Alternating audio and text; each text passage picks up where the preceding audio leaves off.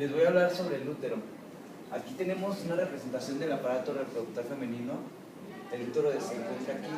Está compuesto por músculos lisos y este mismo se encuentra dentro de la pelvis. También podemos decir que en el útero es donde los óvulos fecundados aquí se alojan cuando la mujer queda embarazada. Las trompas de falopio es un conducto por donde entran los espermatozoides para fecundar el óvulo y viceversa. El óvulo sale para alojarse en el útero. El ovario. El ovario es el encargado de producir óvulos. Se sabe que un ovario desprende un óvulo cada mes, se turna un mes en mes. También es el encargado de portar la mitad de la información genética. Bueno, yo les voy a hablar de la vagina.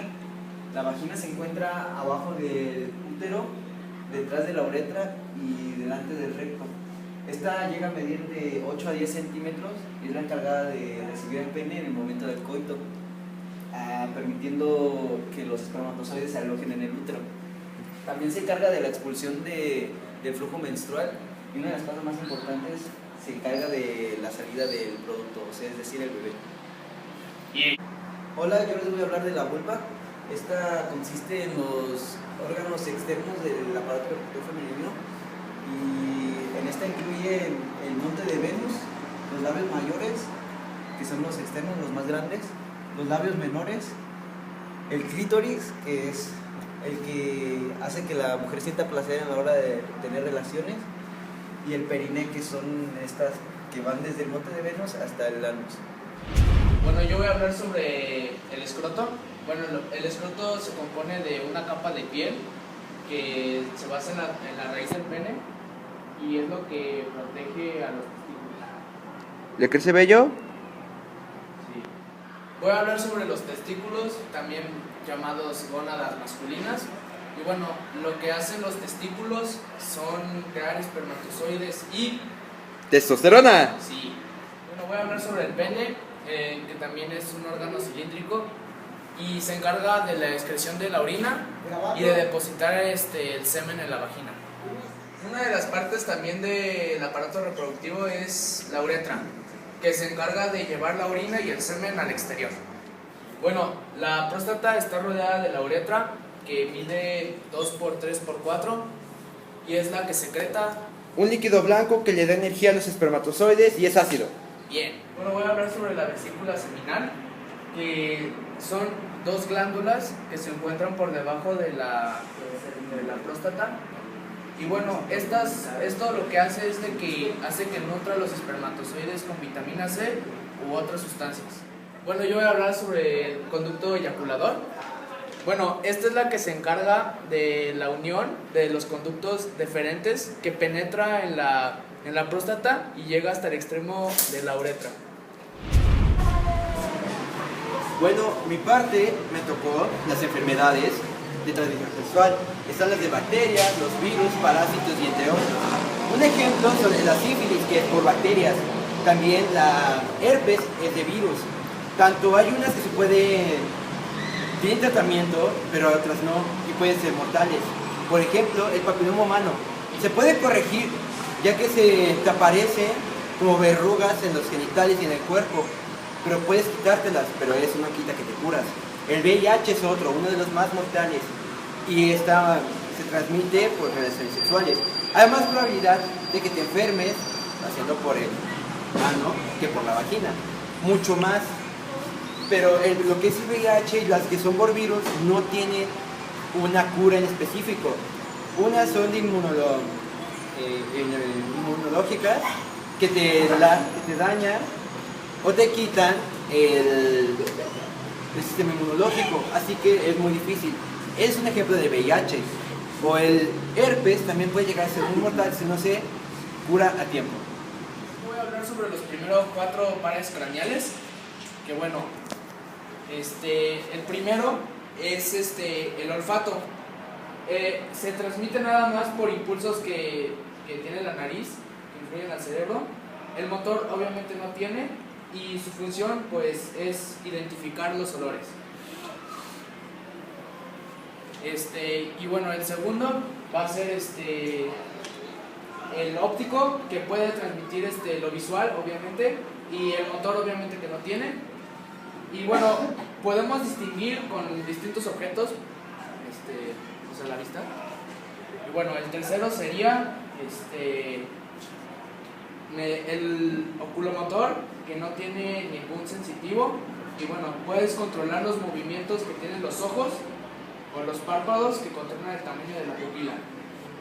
Y bueno, y distinguir los distintos objetos que te pueden tener cerca o lejos, los puedes distinguir. Bueno, eso sería todo. Bueno, y el último va a ser el patético, que bueno, es que controla los ojos y los puedes mover hacia arriba y hacia abajo. Y bueno, estos serían los primeros 4, y mi siguiente compañero Robert va a explicar del 5 al 8. Hola, yo les voy a hablar sobre los pares craneales del 5 al número 8. El primero es el trigemino. Transmite los impulsos del tacto, también genera el dolor, la presión y la posición de la cara. Puede controlar los músculos de la masticación. ¿Cómo saber si funciona? Puedo mover la mandíbula, como lo sentimos, y cómo puede sentir el tacto en la cara. Es el motor ocular externo o el abducen. Nos ayuda a controlar el movimiento de los ojos voluntariamente. ¿Cómo podremos saber si sirve? Puede seguir a un objeto a cualquier lado mientras se mueve hacia los lados. El siguiente es el facial. Transmite impulsos gustativos anteriores de la lengua. Controla los músculos de la expresión facial, o sea, puede hacer caretas, puede sentir los sabores, puede sonreír, silbar y fruncir la frente. El siguiente es el auditivo vestibulococlear. Con podemos equilibrarnos a través de las orejas y obviamente escuchar sonidos. Se puede escuchar o mantener el equilibrio. Ahora les voy a explicar los últimos pares craneales. El que voy a explicar es el glosofaringeo.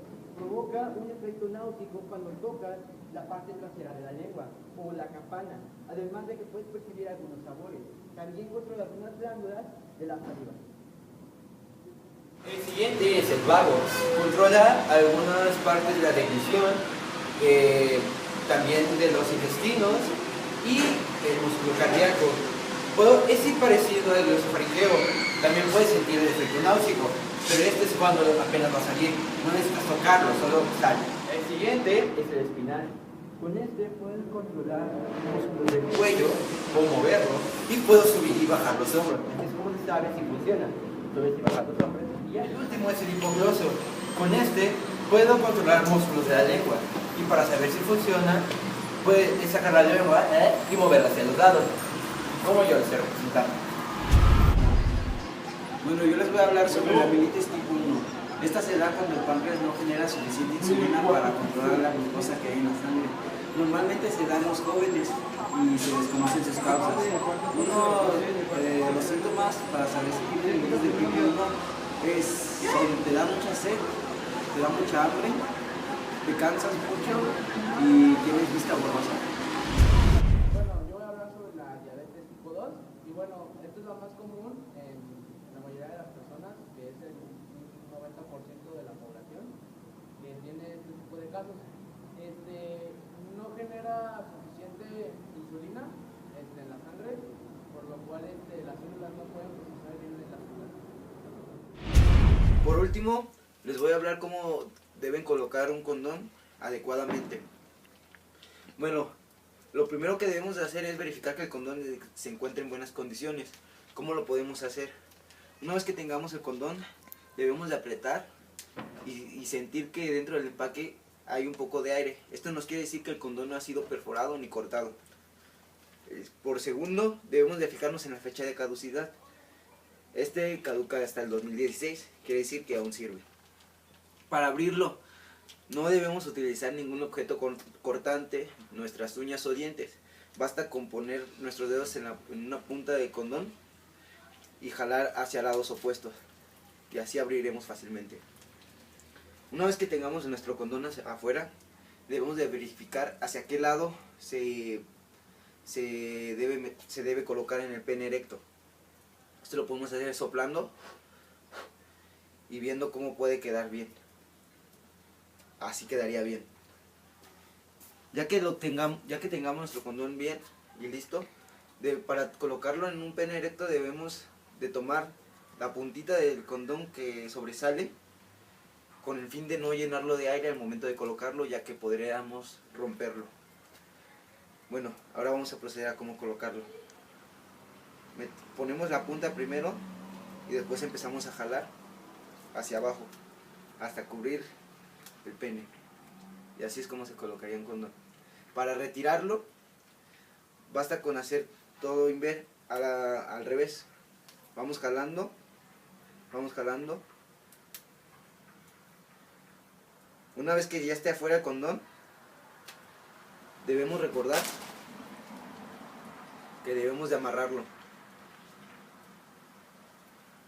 Lo amarramos, lo metemos en su empaque nuevamente y ahora sí lo podemos tirar a la basura.